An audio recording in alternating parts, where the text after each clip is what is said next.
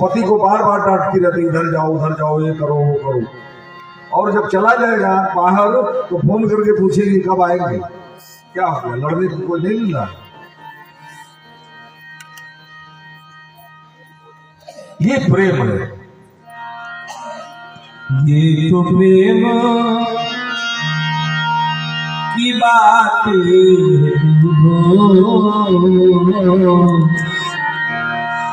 ये तो प्रेम की बात है, बंदगी तेरे बस की नहीं है। ये तो प्रेम की बात है, बंदगी तेरे बस की नहीं है। यहाँ सर्दे होते हैं स्वामी, यहाँ सर्दे होते हैं आशीष इतनी चलो बेटा, सर्दे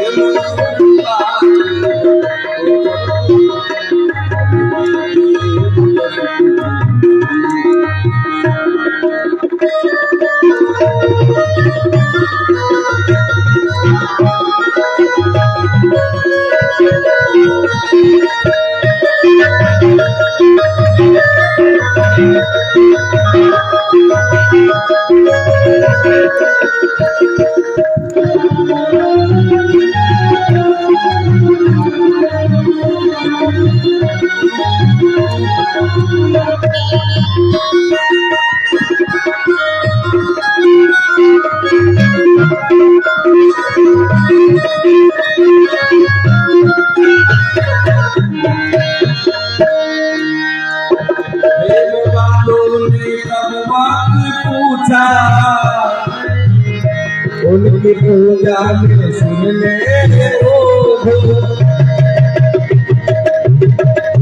प्रेम वालों ने कब वक्त पूछा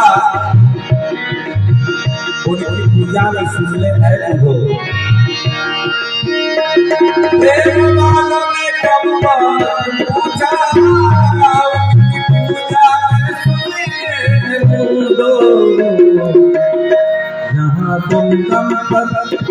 तुम दम पर हो सूर्या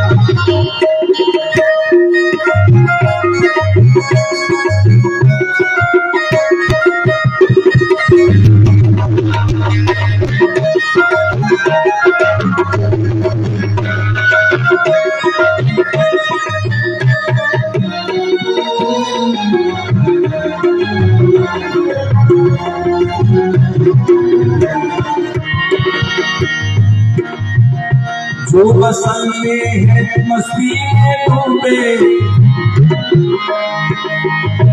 उन्हें परवाह क्या जिंदगी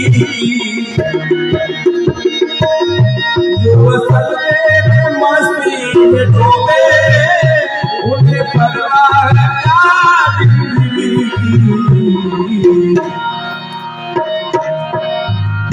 उतरती है चढ़ती मस्ती उतरती है चढ़ती मस्ती तक में मस्ती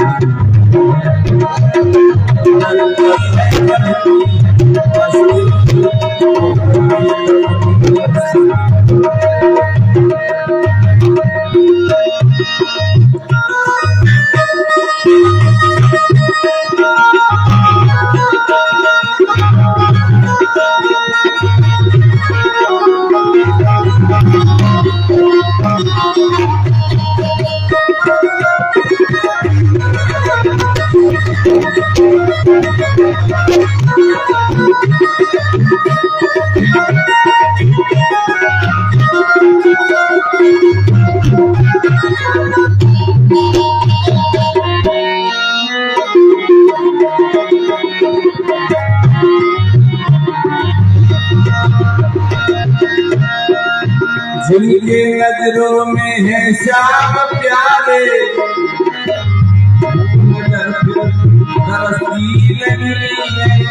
भगवान को अपने आंखों में बसाएंगे, इस दुनिया को बसाने की कोई जरूरत नहीं है। भगवान सारा कार्य आपका करते रहेंगे, जो भी सोचेंगे वो सब कार्य प्रभु कर देंगे आपका। लेकिन जब सच्चे हृदय से हम उनको अपने नेत्र में बसाते हैं, कैसे?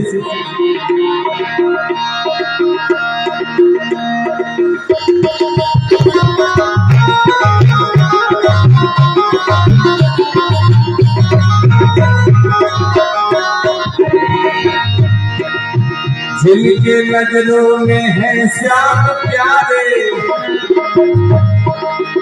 वो तो रहते हैं जग से निराले। श्याम प्यारे वो तो रहते हैं, जिनके नजरों में है श्याम प्यारे, वो तो रहते हैं जग से निराले। जिनकी नजरों में हम समाए, जिनकी नजरों में हम समाए,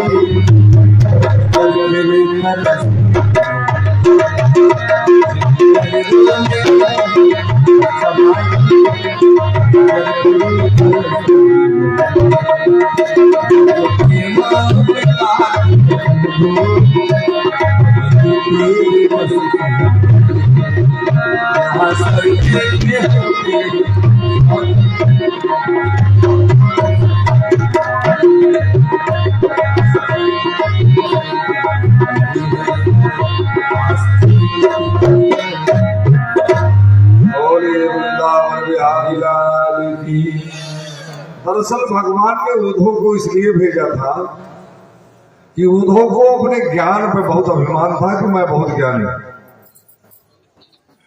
और ज्ञान और प्रेम दोनों अलग अलग बात है। भगवान ने दोनों का समागम करवा दिया और इनको भेज दिया कि आप जाओ गोकुल में जाओ, वही आपके ज्ञान का था लगे। गोपियों ने कहा कि उद्धव बाबा,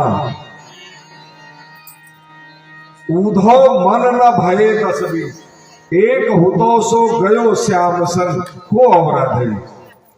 हमारे पास तो एक ही मन था, 10-20 तो मन है नहीं, और वो भी श्याम सुंदर के साथ चला गया। अब तुम्हारे निर्गुण ब्रह्म में किस मन को लगाऊं? तुम्हारे निर्गुण ब्रह्म में किस मन को लगाऊं? भगवान ने कहा। अब उद्धव बाबा, उद्धव भयो सूधो, गए थे योग देने, ज्ञान सिखाने, और उद्धव बाबा सूधो।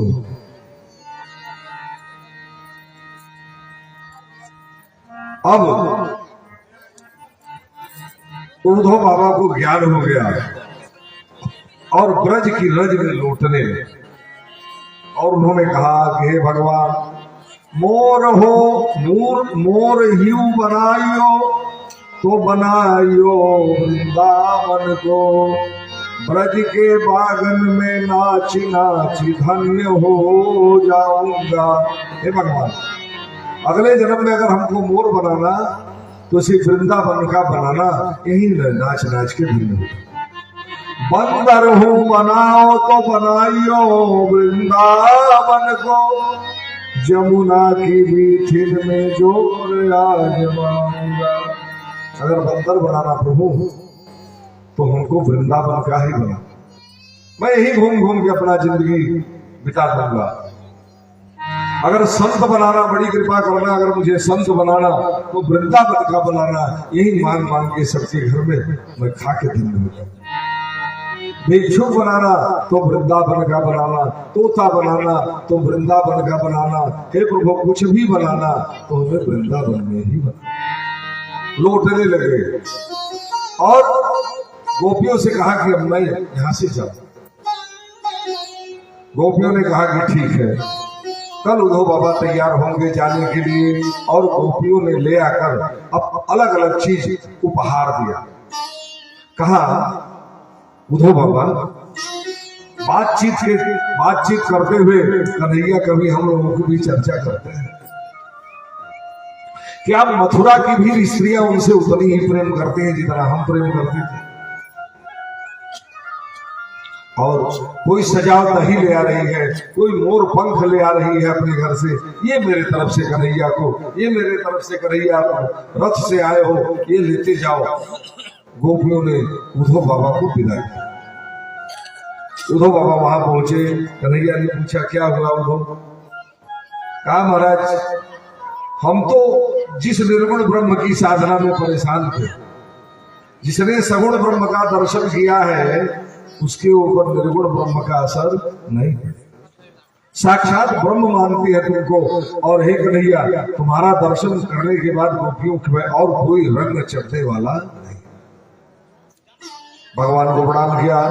अब भगवान अक्रूर जी के यहाँ गए, कुब्जा के यहाँ गए, वादा किया था ना कि आऊंगा। कुब्जा के यहाँ गए, अक्रूर जी के यहाँ गए। अक्रूर जी से कहा कि काम करो चाचा, आप चले जाओ हस्तिनापुर, क्योंकि वहां जो हमारे बुआ के लड़के हैं कौरव पांडव, उन लोगों में पनातनी चल रहा है, झगड़ा होने, विवाद बढ़ने की संभावना है, तो ले जाकर एक मेरा पत्र महाराज धृतराष्ट्र को दे देना। भगवान ने पत्र दिया, अक्रूर जी को भेज दिया हस्तिनापुर। हस्तिनापुर जब पहुंचे और जो धृतराष्ट्र को पत्र मिला तो धृतराष्ट्र को अंधे हैं, क्या करते, पत्र पढ़वाया गया। पत्र पढ़ा जो उनका दूत था, कहा महाराज जी इसमें लिखा है कि पांडु के मर जाने के बाद आप राजा हुए, आपका ये फर्ज होता है कि आप ये समझें कि आपके 105 पुत्र हैं, ये पुत्र भी आप ही। धृतराष्ट्र ने बड़ी सभा में कहा कि देखो मैं जानता हूं कृष्ण ने जो पत्र दिया है उसमें क्या उन्होंने लिखा है वो सब मैं जानता हूं, सब ज्ञान है हमारे पास, लेकिन दुर्भाग्य से जब दुर्योधन मेरे पास आता है, मेरे सामने खड़ा हो जाता है, तो मेरा सारा ज्ञान खत्म हो जाता है। मैं वही बोलता हूं जो दुर्योधन बोलवाना चाहता है। कन्हैया से कह देना मुझे सब ज्ञान है, ये ज्ञान की बात समझता हूं, लेकिन दुर्योधन के सामने मेरा सारा ज्ञान फेल हो जाता है। भगवान ने कहा ठीक। भगवान को सूचना मिल गई, इधर क्या हुआ, राजसूय यज्ञ हुआ, उसमें द्रौपदी हंसने लगी। दुर्योधन जब सोचता कि यहाँ जल होगा तो वहां बराबर रहती जमीन, जहां सोचता बराबर होगा वहां गिर जाता पानी में। द्रौपदी ऊपर से हंस दी। ये अंधे के अंधे ही होते हैं। ये बात द्रौपदी के मन, दुर्योधन के मन को लग गई, द्रौपदी की बात। दुर्योधन ने कहा ठीक है, वक्त आएगा तो बताएगा। एक योजना बनाई गई कि जुआ खिलवाया जाए, क्योंकि बार बार ये लोग दावा कर रहे थे पांडव लोग कि हमको 5 गांव ही दे दिया जाए, हम राज्य में अधिकारी हैं, हमारे पिताजी राजा थे इसलिए हमारा अधिकार है। इस झगड़ा से दूर करने के लिए पांडवों को यहां से हटा दिया। कैसे हटेंगे, तो छल से हटेंगे। तो जुआ खेलने का निमंत्रण दिया गया, लेकिन ये शर्त हुई कि जुआ में जो पासा खेला जाएगा वो हमारी तरफ से हमारा मामा खेलेगा सकुनी। उस जो पासा था उस पासे ने ही सारा खेला था। वो शकुनी के पिता की हड्डियों से बनी हुई थी। जो शकुनी चाहता वही पासा पैर आता। युधिष्ठिर को राजी कर लिया गया धृतराष्ट्र के आदेश पर, और ये युवा चालू हो गया। और दुर्योधन ने कह दिया कि हमारी तरफ से पासा हमारा मामूल है। जुआ में दुर्योधन धीरे धीरे हारते गए। देखिए, ये जुए का खेल हर बारी सोचता है कि अब की बार अंतिम बार खेल रहा हूं और नहीं खेल। शराब पीने वाला कितना भी मना करे, वो कहेगा कि अब की अंतिम पी रहा हूं, उसके बाद नहीं पीऊंगा। ऐसी लत है। धीरे धीरे युधिष्ठिर महाराज सब कुछ हारते चले। हारते हारते द्रौपदी को भी दांव पर लगा दिया और द्रौपदी को भी हारा।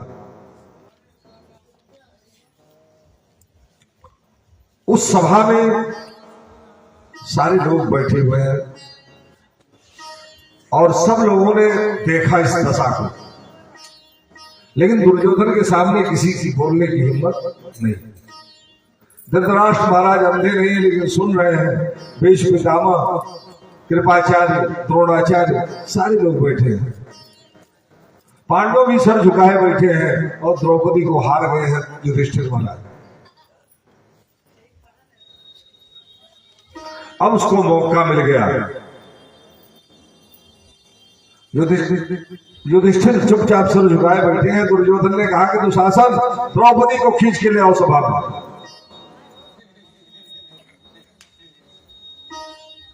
दुशासन गया।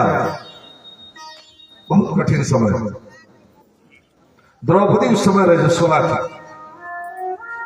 और दुशासन केस पकड़ के खींचते हुए सभा में ले आया कि अब तो महारानी नहीं है, 5 पतियों की पत्नी नहीं है, अब तू दासी है। बीच सभा में ले और दुर्योधन ने दुशासन से कहा कि इसकी साड़ी खींच, दंगा कर इसको। सांप की तरफ हाथ जोड़ के आंखों से आंसू गिर रहे हैं। द्रोणाचार्य, कृपाचार्य अपने 5 पतियों की तरफ देख रही है द्रौपदी, लेकिन कोई द्रौपदी की तरफ नहीं। जब बुरा समय आता है तो अपना साया भी साथ छोड़ देता है। जब कोई नहीं मिला सहारा तो द्रौपदी ने दुशासन से कहा कि दुशासन, रोते रोते कभी कभी हृदय कड़ा हो जाता है। उसने कहा कि 5 पति पर ऐसी गति, जिस स्त्री का 1 पति है वो अभिमान में रहती है, मेरे पास 5 पति, ऐसी गति हो। अरिजियत बा भयवा जबले, एहसान आन के माथे चढ़ीबे। अरे गाढ़ी में भारी भरोसा हमार, उन्हें तजिए के भला गोहरी में। 5 पति पर ऐसी गति, यही देश में साझ ही आग लगई बे। अरे सासुर में सब कायर बा, नैहर से बिरना बोलवई बे। तो शासन तुमको नहीं पता, 5 पति और मेरी ऐसी गति तो मेरे भाई को नहीं जानते। इंद्र को लगा कि गोकुल को बहा देगा, लेकिन मेरे भाई ने अपने गिरवर को, गोवर्धन को अपने नख पर धारण करके पूरे गोकुल को बचाया। मेरे भाई को जान लो। अरे खींचू दुशासन जोर लगाई के, तेर हमार जो सुनी पई है। भौजी के गोद में हुई है तबो, विश्वास हमें हरिना ही भूलई है। तेर सुने न अबेर लगे, रहिया में कतहु फिर ना रही पई है। नार नदी बन डाकत रे, बन के हिरना बिरना चलिए है। ये दुशासन तुम खींच लो, इधर द्रौपदी ने जब पुकारा, देखिए भगवान समदर्शी है, सबके साथ बराबर देखते हैं। उस महाभारत के युद्ध में इनका भांजा अभिमन्यु मारा जा रहा है, भगवान चाहते बचा लेते उसको, लेकिन सबको अपने कर्मों का फल भोगना है। द्रौपदी पुकारी तो भगवान तुरंत नहीं गए। भगवान सबसे पहले गए चित्रगुप्त के पास, उससे पूछा कि क्या द्रौपदी ने कभी किसी की लाज बचाई है? अगर किसी की लाज बचाई होगी तो आज उसकी लाज बच जाएगी। चित्रगुप्त ने बताया कि हाँ, एक बार। कब? द्रौपदी बहुत छोटी बच्ची थी, अपने सखियों के साथ स्नान करने के लिए जा रही थी नदी पर। वहां एक झुरमुट था, उस झुरमुट में कुछ खरखराहट की आवाज हुई। तो द्रौपदी ने कहा कि महाराज कौन हो आप? तो उन्होंने बताया बेटा तुम लोग जाके स्नान कर लो, हम महात्मा हैं, हम स्नान करने के लिए यहाँ आए थे। अपने सूखे कपड़ों को बाहर रख के स्नान करने के लिए मैं गया, और जब मैं स्नान करके आया तो मेरे सूखे कपड़ों को कोई जंगली जानवर लेके भाग गया।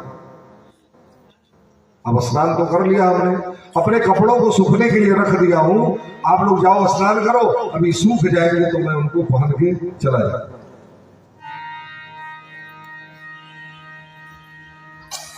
द्रौपदी ने अपने साड़ी में से फाड़ के दिया और कहा कि बाबा आप ही अपनी लाज बचाओ, आप लोग जाओ, हम लोग लड़कियां हैं, स्वतंत्र रूप से नहाएं। भगवान ने कहा कि अब द्रौपदी की लाज बच गई। चारि पति मुड़ियलन पंचम, पारथ भी बनी बैठे बेचारू, आग के हाथ से आपन नारी, उघार लखे चटके नहीं पारू। ऐसे में ना बिसरई हाथ हो, पति देवे पे पांडव भइले तारू। अरे कीमत काजनी है नने, मछली मरले पवले मेहरारू। द्रौपदी का जब स्वयंवर था तो मछली की आंख में तेल की कढ़ाई में देख के मछली की आंख में इशारा मारना था, जो मार देगा उससे द्रौपदी का विवाह हो। द्रौपदी आज कह रही है कि कीमत काजनी है धने, मछली मरले पवले मेहरारू। मोछ मुरेरत आँख जुरेरत, पापी के केहू निरेखत नाही।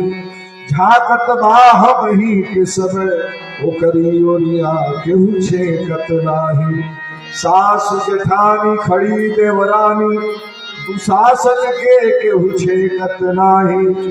हे बिरला हमारी उपरा, फटही धोतिया केहू फेंकत नाही। लागत केहू गुहारी गवा, खड़े ठाकुर एक से एक सगोती। आँखी भुरेरत बाटे दुशासन, बाज लखे जैसे सूधी कपोती। तोरे बिना केहू सूझत ना, अब ठोके के छाती स्वीकारो चुनौती। द्वारिका ओर किए मुह द्रौपदी, धारेली मोती निहारेली धोती।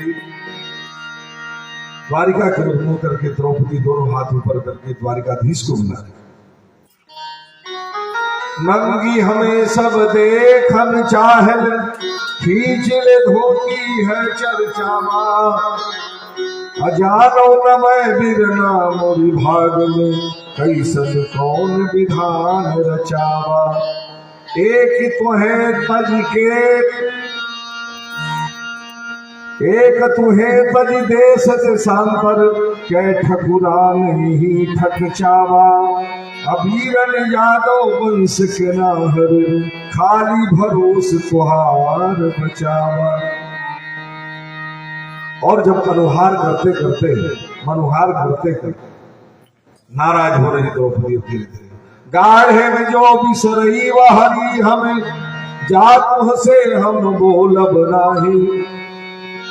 तू बहिनी बहिनी कहबा, हम नाथ कबो फिर जोड़ब नाही। सावन में तोहि बांध बजे, जरई फिर ताल में पूरब नाही। अपूस में लई खिचड़ी अइवा गठरी सरी जाई बखोलना वीर ने ओ बहिनी के स्नेह सनीगितिया फिर गायब नाही भीख भले मन में मुह नहीं हर सासुर बीच दिखाई नाही।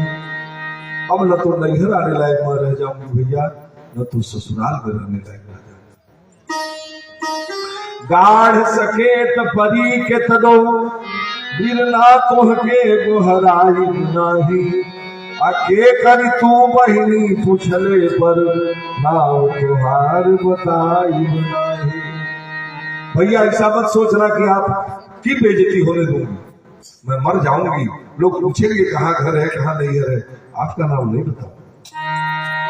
लेकिन एक चीज और जान लेना, एक के प्रदुमन ना रही है अब ही बिटिया बेटवा बड़ हुई है सौरी पोतावे बदे तोहके भेजी के भौजी जरूर बोले है। 16,108 रानियां है भैया, अभी एक तो प्रदुमन भर हुए, अभी बहुत बेटी बेटा होंगे और उस समय भाभी जब भेजेंगी सौर बताने के लिए जाके बुला के ले आओ तौने दिना हम जाई बना पुरखा भी बुहार मनाई न पई है तू हथवा गुड़वा जुड़वा पर सौरी बिना पुतले रह गई है। तीज परी त्योहार परी बिरना फिर धोती मनाऊ नाही आन के आगे भले झुकबे वह से कुछ फेर बोलब नाही। और एक चीज जान लो, जब तुम्हारे बेटे का जब हमारे बेटे का बच्चे का विवाह होगा तो इमली घोटाने के लिए तुमको नहीं बुलाएगा।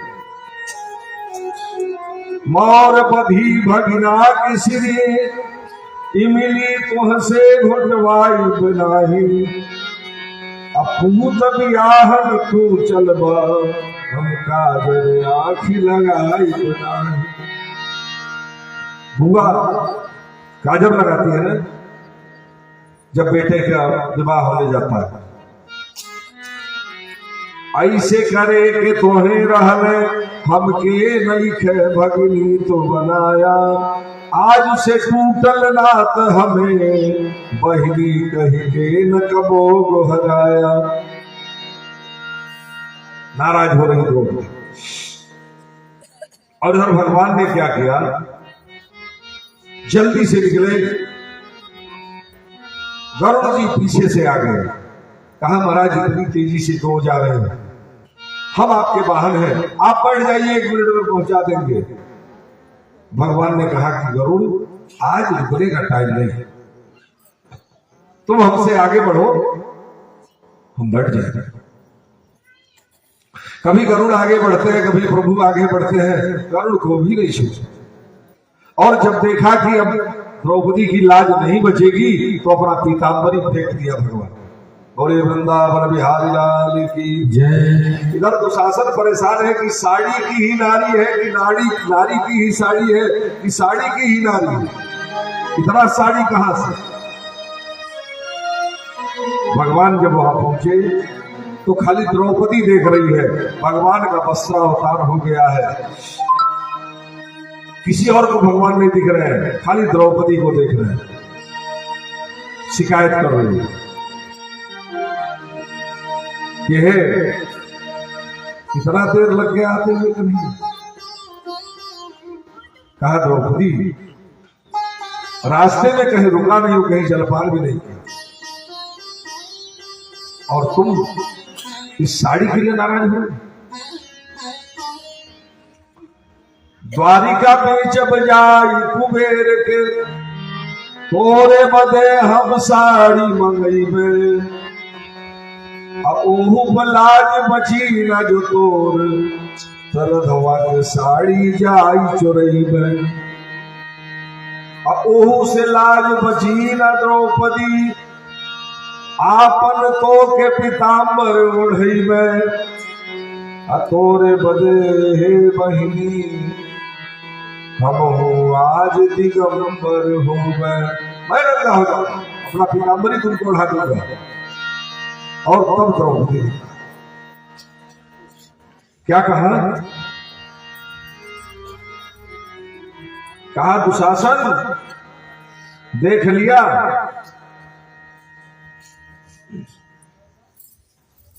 आँच न लागई देव तो है, हम जौन पे कुलई सहिले में, पोछ ले तो सहात नवा, नत चक्र सुदर्शन से कही दे में। हे द्रौपदी, अब से अपने आंसुओं को पोंछ लो। द्रौपदी ने कहा कि अब मेरा भाई आया, जिसकी औकात हो अब वो आवे देख ले। जस काली रहली तस आज बाटी, रही है भवस्य में भी स्वाभिमानी द्रौपदी, अपने पहिरने में आन के बेजान कई, दानी तबो रहली लियो दानी द्रौपदी। कई दे उघार तो शासन तय, वीर मानी तोर बीच अठाढ़ बाटी रानी द्रौपदी, बड़ बड़ सूर्य बैठल देखात बाटे, जो धन के बीच तो के वीर मान ले वह, बल अजमाई लेत सुजह समाई लेत, द्वारिका समेत राजधानी तो के देव हम। द्रौपदी ने कहा कि अब मेरा भाई आया है, अब वो आए जिसकी मां शेर पैदा की। द्रौपदी गरजने लगी, सबके सिर नीचे हो गए। भगवान ने द्रौपदी को अभय दान दे दिया। बोलिए वृंदावन बिहारी लाल की जय। लाजी रखो हे कृष्ण मुरारी, लाज रखो हे कृष्ण मुरारी, लाज रखो हे कृष्ण मुरारी, लाज रखो हे कृष्ण मुरारी। हे गिरिधारी कृष्ण मुरारी, लाज रखो हे कृष्ण मुरारी, लाज रखो हे कृष्ण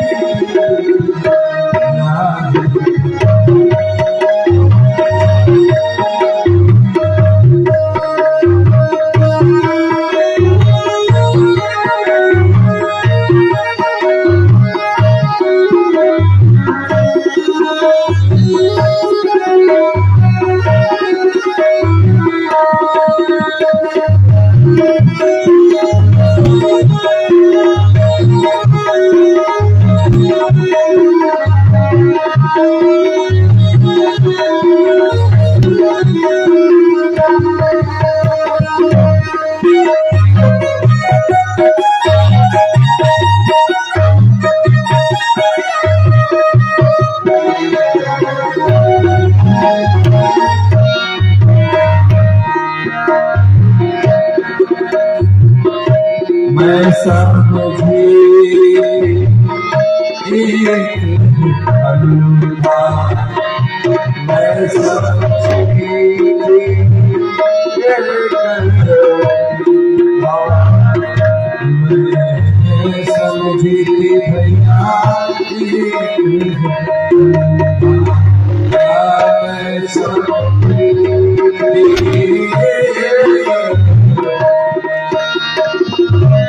जगा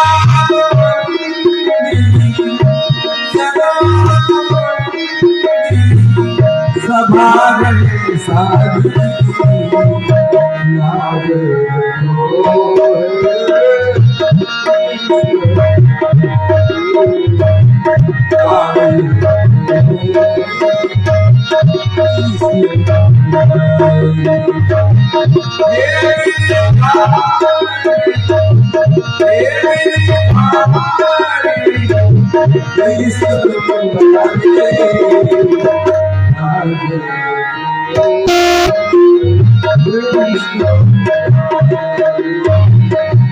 अब मैं आस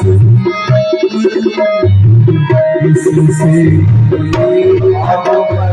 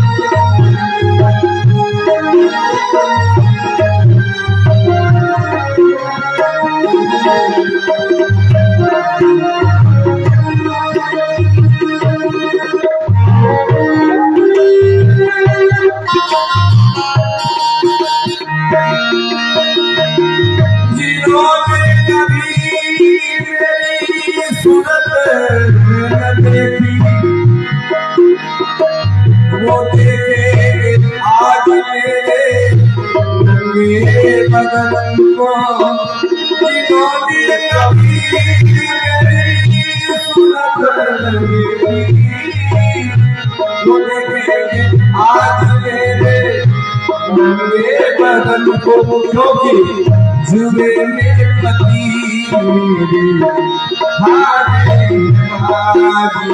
जुए में पति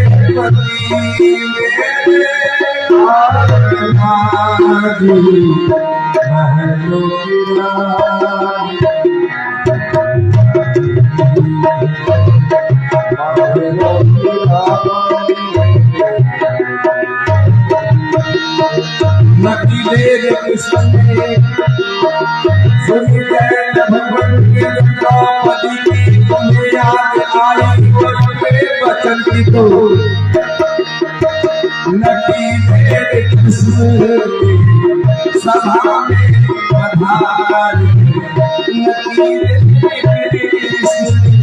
सभा में शासन पिता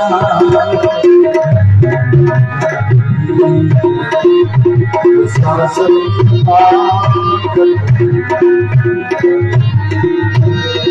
आज मेरे पति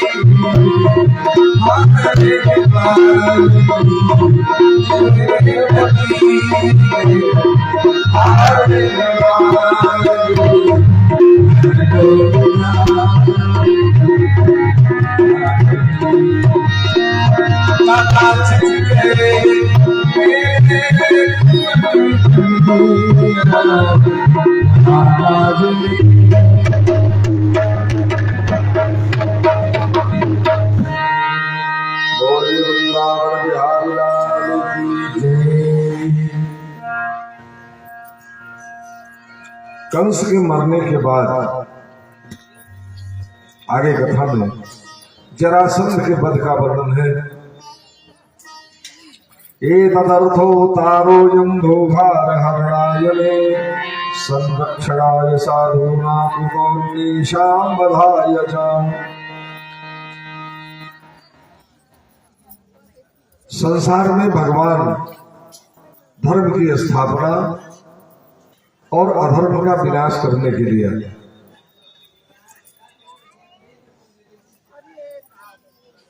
जरासंध कंस का ससुर है। महाराज बृहद्रथ के कोई संतान नहीं थी, उनकी 2 रानियां थी। एक बार महाराज बृहद्रथ ने एक महात्मा जी से जाकर बहुत विनती की, उन्होंने एक फल दिया, लेकिन महाराज बृहद्रथ ने यह नहीं बताया कि मेरी 2 रानियां हैं। एक फल दिया और कहा अपनी रानी को खिला देना, इससे पुत्र पैदा हो। महाराज जी ले आए, उस फल को काट के आधा इस रानी को और आधा इस रानी को खिला दिया। दोनों रानियां गर्भवती हुई।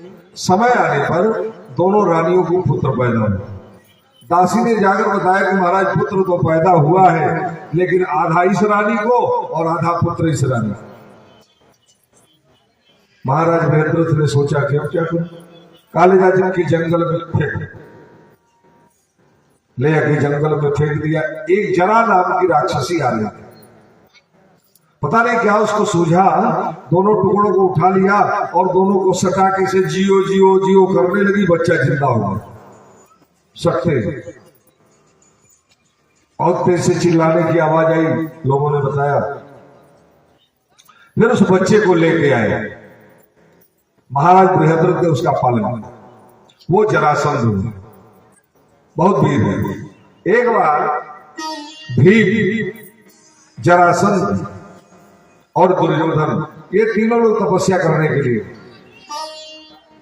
तपस्या करते करते भीम को भूख लग गई तो दोनों को छोड़कर नीचे चले आए फल खाने। उधर भोले बाबा आए और जरासंध और दुर्योधन को आशीर्वाद दे दिया कि 1000 हाथी का बल तुम्हारे पास हो, जाओ। ये लोग वरदान पाकर चले आए। रास्ते में भीम चढ़ते हुए मिले। रास्ते उधर से उतर रहे थे वो लोग, ये भीम चढ़ रहे थे, तो दोनों हंसने लगे। कहा ऐसा तुमको नहीं भूख बर्दाश्त हुई? भोले बाबा आए और हम लोगों को वरदान देकर चले गए। कहा बड़ी अच्छी बात है। अब भीम रोने लगे, क्या करूं। जाके बैठे और वो पार्वती मैया की तपस्या करने लगे। पार्वती मैया जब प्रकट हुई तो भीम ने कहा कि मैया, मेरे 2 मित्र यहाँ आए थे और लोगों ने तपस्या की, हम साथ आए थे, मुझे भूख लग गई, मैं थोड़ा नीचे चला गया फल खाने। तब तक भोलेनाथ आए और उनको वरदान देकर चले गए। पार्वती मैया ने कहा कि कोई चिंता मत करो बेटा, तुमको भी 1000 हाथी का बल होगा और दोनों तुम्हारे हाथ से मारे जाएंगे। बोलिए वृंदावन बिहारी लाल की जय। अब ये जरासंध है। जरासंध भीम के द्वारा मारना है और जरासंध ने कसम खाया है, संकल्प लिया है कि मैं जदुवंशियों का नाश कर दूंगा।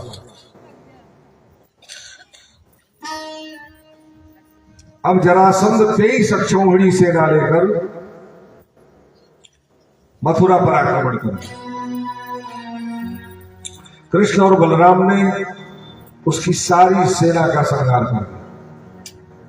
जरासंध को भी मारने जा रहे थे बलराम जी, लेकिन कन्हैया ने मना कर दिया, भैया रहने दो, जाएगा तो और दुष्टों को फिर बटोर के ले आएगा।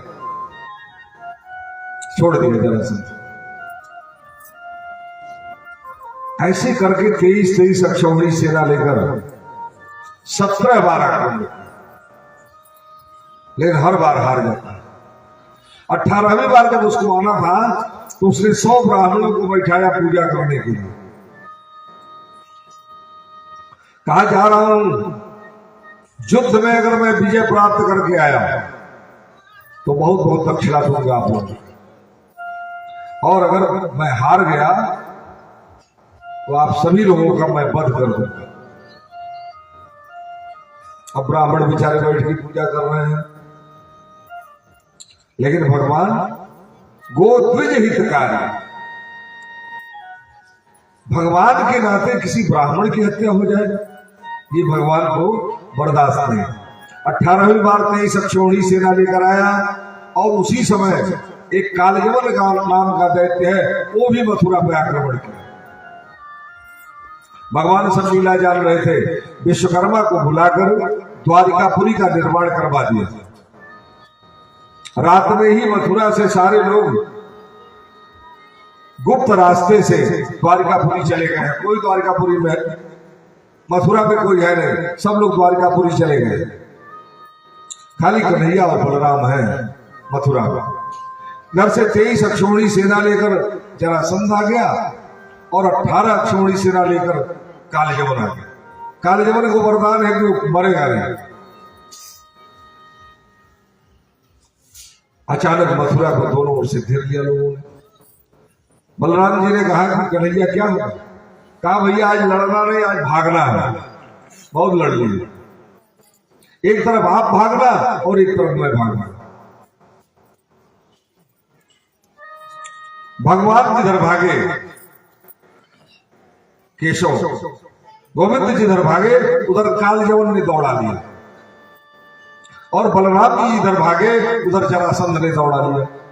दौड़ते लौटते दौड़ते बलराम जी, एक बहुत बड़ा पहाड़ था, उस पर जंगल था, उसी पर चढ़ गए बलराम जी। पहाड़ पर जंगल में प्रविष्ट हो गए। जरासंध ने क्या किया, उस जंगल को जलवा दिया। जला दो, कहां ढूंढेंगे, क्योंकि कहीं तरफ से रास्ता था जंगल से चढ़ने चाहे आने जाने का। उधर बहुत बड़ी खाई थी, उधर कोई जा ही नहीं सकता था। बलराम जी जंगल में गए, उधर खाई की तरफ कूद के और चले गए द्वारिकापुरी। जरासंध ने आग लगवा दिया जंगल में। जंगल में जितने भयंकर जानवर थे, शेर, रीछ, भालू आदि, एक ही रास्ता था। वो सब जब आग लगी तो भागे बाहर, और बाहर जरासंध की सेना थी, सारी सेना का तहस नहस कर दिया। जरासंध अपनी जान बचाकर भागा, और कालयवन भगवान को दौड़ाते हुए जा रहा है। भगवान धीरे धीरे भाग रहे हैं। जब थोड़ा नजदीक आ जाता तो तेज से चलने लगते। एक महाराज मुचकुंद है, देवताओं की तरफ से युद्ध करने के लिए गए हैं। युद्ध करते करते बहुत थक गए, देवताओं की विजय हो गई, तो महाराज मुचकुंद ने कहा कि मुझे नींद आ रही है, मैं सोना चाहता हूं। तो देवताओं ने कहा कि महाराज आप जहां आपको अच्छा लगे वहां जाके आप सो जाओ, जब आपकी नींद पूरी होगी तब जगिएगा। बीच में अगर किसी ने जगाया आपको तो जल के भस्म हो जाएगा। महाराज मुचकुंद जिस गुफा में सोए हैं भगवान को पता है। भगवान दौड़ते दौड़ते गए, महाराज मुचकुंद सो रहे थे, अपनी पीतांबरी उठा के मुचकुंद को उड़ा दी। भगवान और अंदर चले गए। कालयवन दौड़ते हुए जब गया, गुफा में प्रविष्ट हुआ तो देखा कि पीतांबरी ओढ़कर सोए हैं। एक लात मारा महाराज मुचकुंद को, आंख खुली उनकी, और जैसे ही उन्होंने देखा कालयवन जल के भस्म हो गया। बोले वृंदावन बिहारी लाल की जय। भगवान अंदर से आए और महाराज मुचकुंद ने प्रणाम किया। भगवान ने दर्शन दिया महाराज मुचकुंद को, कालयवन भस्म हो गया। अब तो जरासंध अपने नगर में फिर गया और ब्राह्मणों को खूब दक्षिणा दिया कि आज तो भाग गया गोविंद, हम हरा के आ रहे हैं। बहुत आनंद से रहने लगे। इधर राजसूय जब होने लगा तो भगवान ने कहा कि जब तक सारे राजा न हरा दिए जाए तब तक आपकी जगह का कोई मतलब नहीं। क्या होगा? ये हुआ कि अभी तो जरासंध जिंदा है, जरासंध को हराइए। तो जरासंध से युद्ध करने के लिए भगवान अर्जुन और भीम को लेकर गए अपने साथ। जरासंध बहुत ब्राह्मणों की बहुत इज्जत करता था। ये लोग ब्राह्मण वेश में गए और वहां जरासंध पूजा कर रहा था। उस समय लोग बैठ गए थे। जब पूजा करके निकला सूर्य भगवान को अर्घ देने, तो प्रणाम किया इन लोगों को, बैठी आ रहा। जरासंध गया, कहा बताओ महाराज आप लोग कैसे आए हो? तो कन्हैया ने कहा कि हम लोग आपसे कुछ मांगने आए। कहा मांगो? अब तो मैं पूजा कर चुका, दान देता हूं, आपको क्या दान चाहिए बताइए। तो भगवान ने कहा कि महाराज हम लोग आपसे मल्ल युद्ध का दान चाहते हैं, लड़ना चाहते हैं।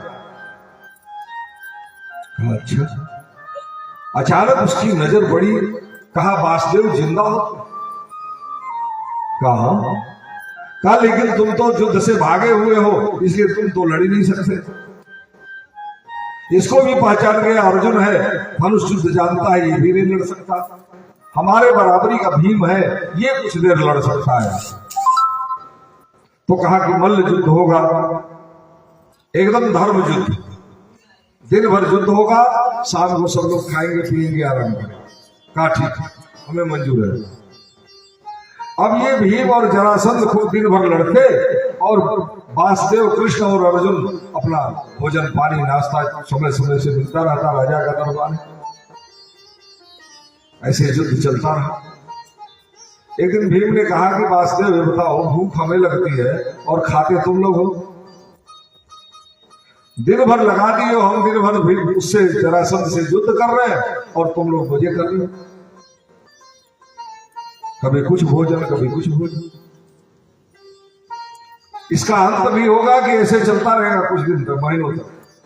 कहा नहीं, हम जब तुम लड़ते हो तो हमारी तरफ ध्यान दिया कर। आज जरासंध से युद्ध प्रारंभ हुआ, भगवान ने एक तिनका लिया, ऐसे फाड़ दिया और इसको इधर फेंक दिया। भीम समझ गए, जरासंध को पटक के अपने पैर से उसके पैर को दबाकर दूसरे हाथों से उसके पैर को फाड़ दिया, पूरा आधा दो टुकड़ा कर दिया। वो तो टुकड़ा में ही जिंदा था, वो मरेगा तभी जब उसको टुकड़ा किया जाएगा।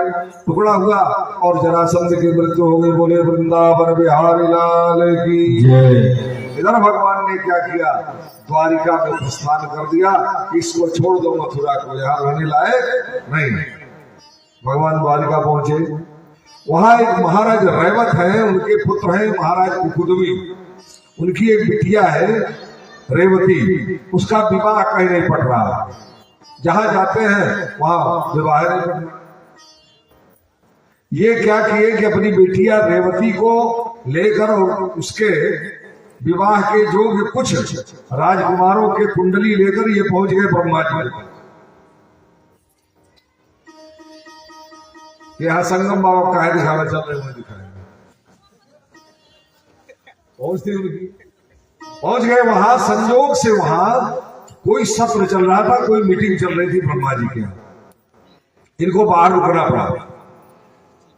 जब ये मीटिंग उनकी खत्म हुई, ब्रह्मा जी ने जब बुलवाया तो महाराज कुकुदमी ने कहा कि बिटिया की शादी खोज रहा हूं महाराज, उसका भाग्य कहाँ लिखे हैं कुछ समझ में नहीं आ रहा है। कुछ कुंडलियां ले आए हैं हम, देख लीजिए किससे इसका विवाह करो। ब्रह्मा जी ने कहा कि महाराज जब से आप यहाँ हो ब्रह्मलोक में, तब से वहां का युग खत्म हो गया। ये जितने राजकुमार हैं कोई बचा नहीं, सब मर गए। कहा आप द्वारिकापुरी चले जाइए, वासुदेव के भैया है बलराम जी, आप उनसे अपने बिटिया का विवाह करें। सब पहले बड़े भाई का विवाह होगा तभी ना आगे कुछ बात बनेगी। अब बलराम जी के विवाह के लिए महाराज कुकुदमी अपनी बिटिया को लेकर पहुंचे। तो चूंकि बड़े भैया का शादी है तो छोटे भैया मालिक हो गए। कन्हैया ने देखा, कहा ठीक तो है महाराज, भैया ये शादी आपके लिए बहुत अच्छी रहेगी, क्योंकि बलराम जी रेवती मैया के कमर तक थे। वो सतयुग की बिटिया है, द्वापर आ रहा है, तो बलराम जी रेवती मैया के कमर तक थे। तो कन्हैया ने मजाक किया, भैया ये जोड़ी बढ़िया रहेगी आपकी। बलराम जी नाराज हो गए, अपने हल मुसल को बुलाया और रेवती मैया का अपने साइज का कर दिया, छोटा कर दिया। वो सामर्थ्य लोग थे, कर लिए, और रेवती मैया का बलराम जी से विवाह हुआ। अब क्या हुआ आगे, परीक्षित पूछते हैं, भगवत स्रोतमेक्षामि कृष्णस्यामि तेजसः यथा मागध शाल्वादि जित्वा कन्यामुपारहत। महाराज परीक्षित पूछते हैं गुरुदेव सुखदेव जी से कि हे प्रभु, मगध राजा शिशुपाल साल्वाद राजाओं को हराकर भगवान वासुदेव ने रुक्मिणी मैया से कैसे विवाह किया? सुखदेव जी कहते हैं, राजा आसीन भीष्मको नाम विदर्भादि पतिर्महान तस्य पंचा भवन पुत्रा कन्यका चापराधना। महाराज भीष्मक विदर्भ देश के राजा हैं। इन्होंने, इनके 5 पुत्र हैं और 1 बिटिया है। रुक्मी, रुक्मरथ, रुक्मबाह, रुक्मकेश और रुक्मवाली, और 1 बिटिया है रुक्मी। सर्वगुण संपन्न बिटिया है। लेकिन भगवान की चर्चा सुनी है, कथा सुनी है, ये साक्षात लक्ष्मी जी की अवतार है और इन्होंने संकल्प कर लिया है कि मैं वासुदेव कृष्ण से विवाह करूं। लेकिन इनका भाई रुक्मी जो है वो शिशुपाल आदि के गोल का है, तो वो जलता है। वो कहता है कि मेरी बिटिया का विवाह वासुदेव से नहीं होगा, शिशुपाल से होगा। अच्छा, शिशुपाल कौन है? शिशुपाल भगवान के बुआ का बेटा है। जब ये पैदा हुआ तो इसके पास 4 भुजाएं थी, 4 हाथ थे। तो आकाशवाणी हुई कि जिसके गोद में जाने से इसके 2 भुजा खत्म हो जाए, खाली 2 ही बाहर रह जाए, उसी के हाथों इसकी मृत्यु होगी। अब सबकी गोद में दिया जाने लगा बारी बारी से। जब कृष्ण जी के गोद में दिया गया तो शिशुपाल के 2 बाह उड़ गए, खाली 2 ही बाहर रह गए। तो भगवान की बुआ ने कहा कि बेटा मेरे बेटे को मारना मत। भगवान ने कहा बुआ देखो 100 गलती इसकी माफ कर दो, मेरे 100 से ऊपर होगा तो क्या करें। रुक्मी चाहता है कि शिशुपाल से अपनी बेटी, अपनी बहन का विवाह करे। चूंकि दुष्ट है इसलिए महाराज भीष्मक की भी नहीं चलती है। जो चाहता है घर में वही होता है। रुक्मिणी का विवाह के लिए सारी व्यवस्था बन गई। बारात लेकर शिशुपाल और सभी राजाओं को लेकर, अपने गोल के राजाओं को लेकर आ गया विदर्भ नरेश के राज्य में। तैयारी होने लगी,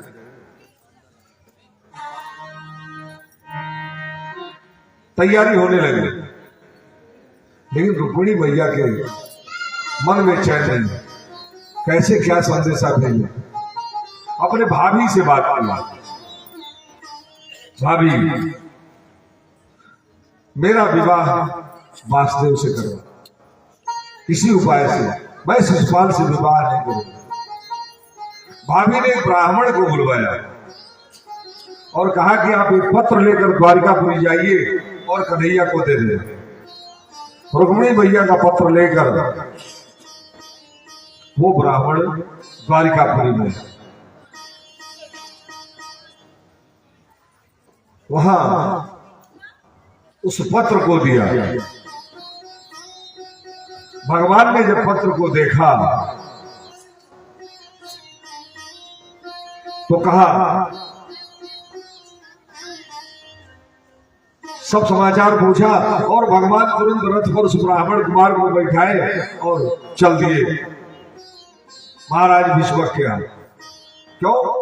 क्योंकि बारात आ गई है, विवाह होने जा रहा है, बहुत कम समय है। और रुक्मिणी मैया ने लिखा है कि हे दीनपति हे जगतपति प्राणेश प्राण धन जन रंजन गोपीपति सुरपति वासुदेव ब्रजनंदन श्रीपति यदुनंदन।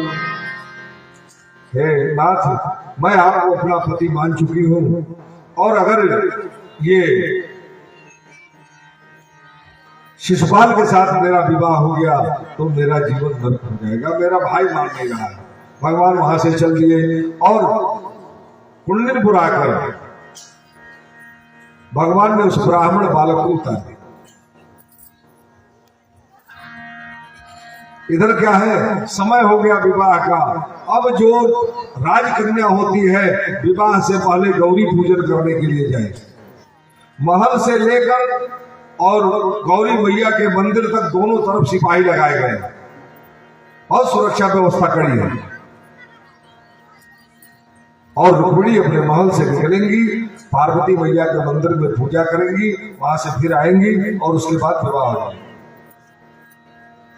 कोई रास्ता नहीं है बचने का कहीं से।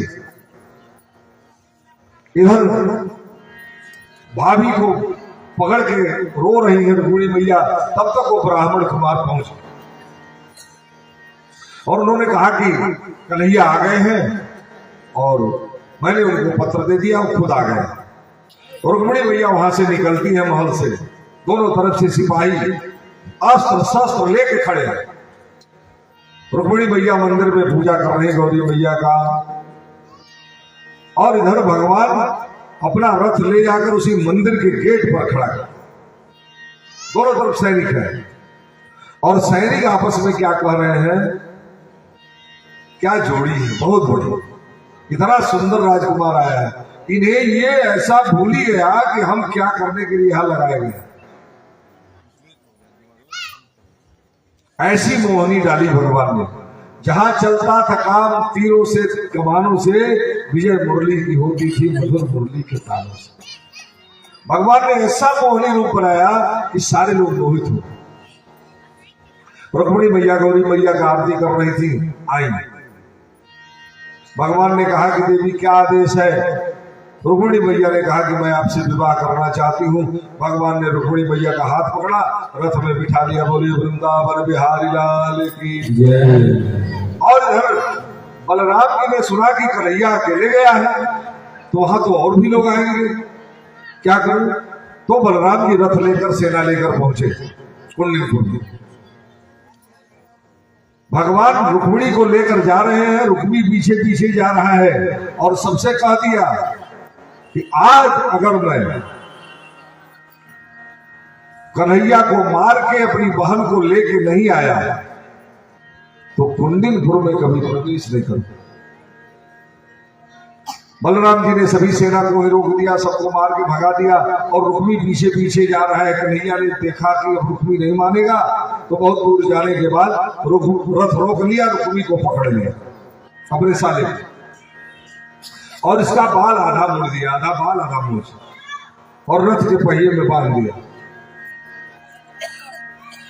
बलराम जी उधर सारी सेना को छोड़कर जब आ रहे हैं और देखा कि रुक्मी के साथ ऐसा कन्हैया ने किया है, बड़ी ऊंची बात, ध्यान से सुनिएगा आप लोग। बलराम जी ने रोका कृष्ण, कहा वासुदेव छोड़ो पहले इसको, रुक्मी को छुड़वाया। रुक्मिणी भैया ने कन्हैया से कहा कि हे नाथ आप इसे छोड़, ये बहुत दुष्ट है मैं जानती हूं, लेकिन भाभी ने जो मेरी मदद की है ना, हे कन्हैया मैं भाभी को विधवा नहीं देख रही, भाभी ने मेरी बड़ी मदद की है, इसे मेरे भाई को छोड़ दीजिए। तब तक बलराम जी आ गए और बलराम ने रुक्मिणी मैया से क्षमा मांगा, कहा रुक्मिणी बेटी हो तुम, मेरी बात ध्यान से सुनो, तुम्हारे भाई के साथ मेरे भाई ने बहुत दुर्व्यवहार किया, लेकिन कभी अपने मन से श्राप मत दे देना। होता क्या है, किसी के घर की बिटिया जब ब्याह के हमारे घर आती है तो उसके मायके की लोग 4 लोग बैठ के सास ननद जेठान जितने हैं उसके मायके की बुराई करते हैं, उसको ताना मारते हैं, तू ये नहीं ले आई, तू ये नहीं ले आई, तू ऐसे करके आई, तुम्हारे घर ये नहीं है, वो नहीं, तमाम बातें। ऐसा मत करिए, ये कहा बलराम जी ने। कि आपके भाई के साथ जो दुर्व्यवहार हमारे भाई ने किया है, इसलिए कभी श्राप देते ना। वो बिटिया कुछ बोलेगी नहीं, लेकिन उसके मुंह से जो आह निकल जाएगी ना, बहुत नुकसान हो जाएगा। बलराम जी ने कहा ऐसा कभी सोचना नहीं, मैं अभय दान देता हूं तुम्हारे भाई को, अपने भाई की तरफ से क्षमा मांगता हूं, ऐसा मत सोचना देवी कि मेरे भाई ने कुछ आपका तिरस्कार किया है, ऐसा कभी श्राप मत दे दे। भगवान रुक्मिणी मैया को लेकर द्वारिकापुरी,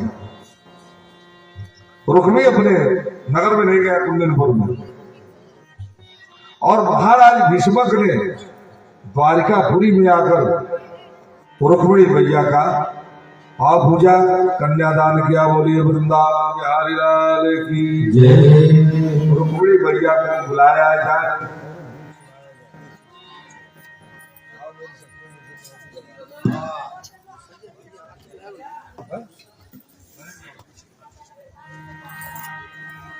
आप लोग बैठे रहेंगे 2 मिनट और।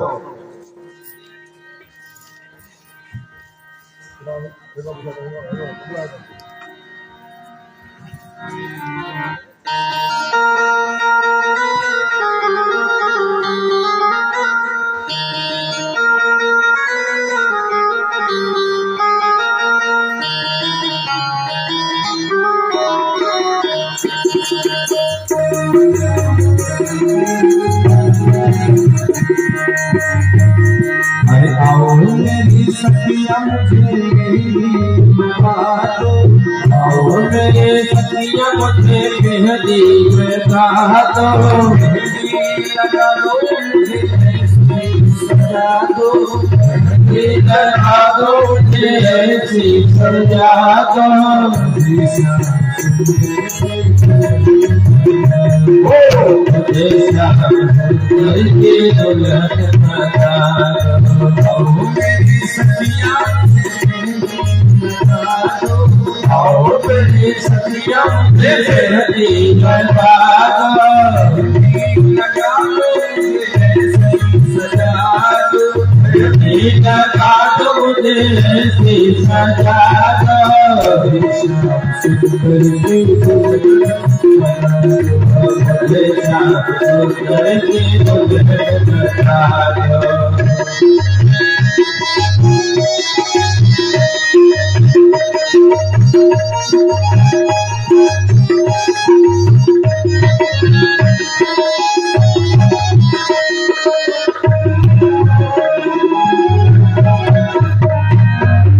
सत्संग तेरी मेरी बातों जलाई, मेरे सत्संग बात जलाई, सत्संग मेरी बातें जलाई, सत्संग मेरी बात जलाई, सत्संग मेरी लगाई, सतगुरु ने मेरी लगाई, बोला बुलाते हाथ देवा तो लगा दो, बुलाते बुलाते हाथ देवा तो लगा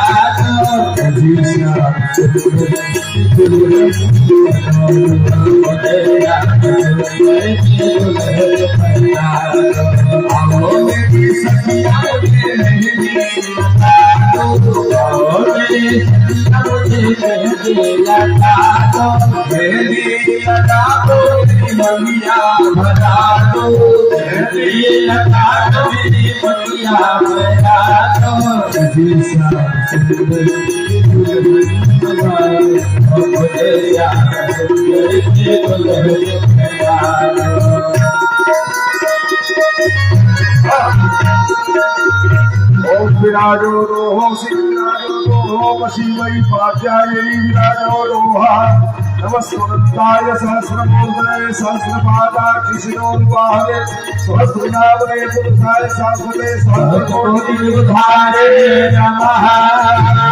श्याम सुंदरे सुंदर की दुल्हन बना दो,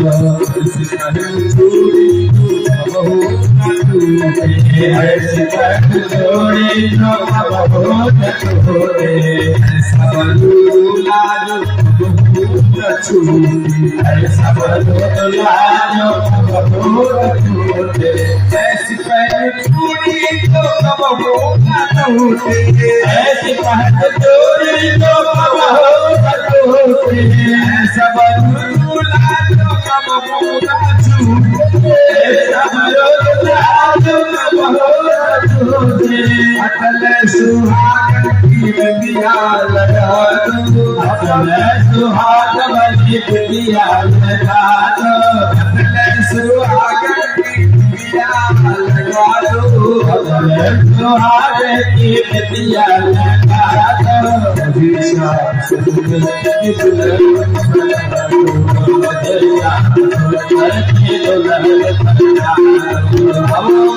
सखिया मुझे सखिया मुझे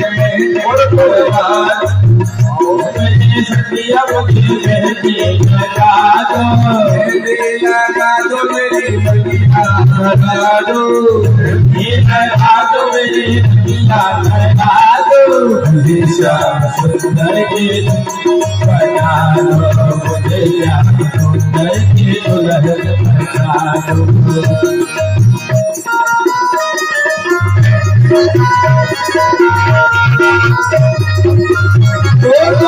गीत भगवान की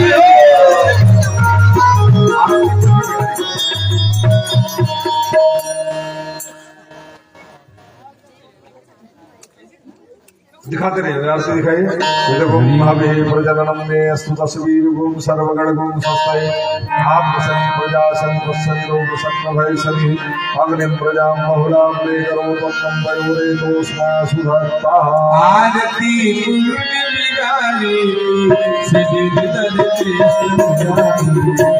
आरती बहुत बिहारी के धरती नपुरारी आरती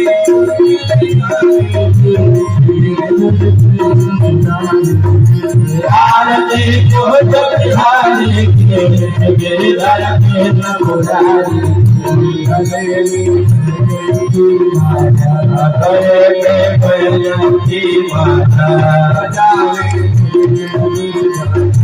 बचावे पूर्णि मधुर श्रवण में पूर्ण जग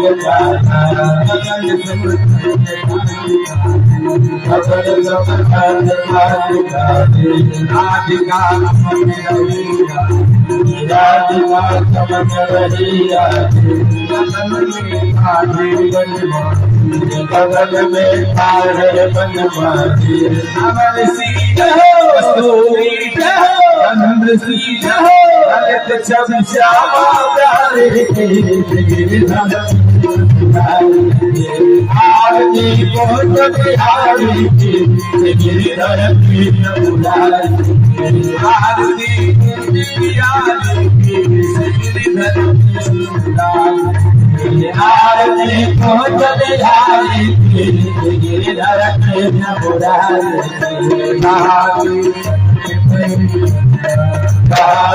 भगत कलश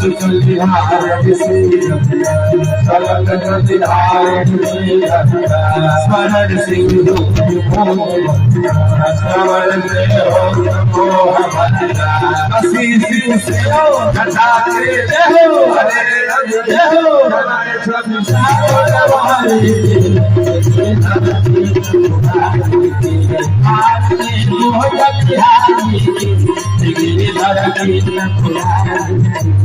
आरती पूज बिहारी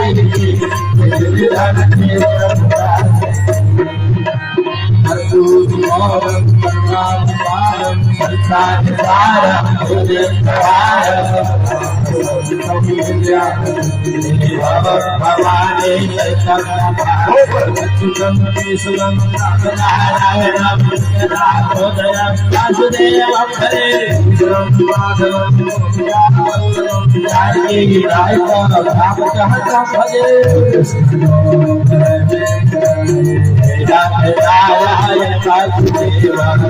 कृष्ण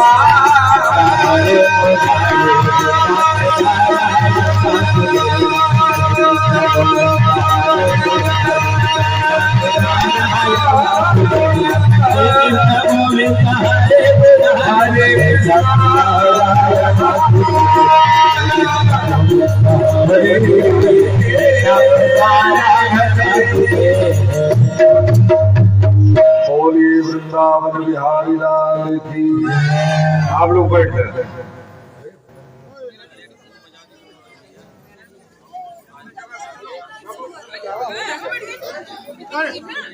अरे कुछ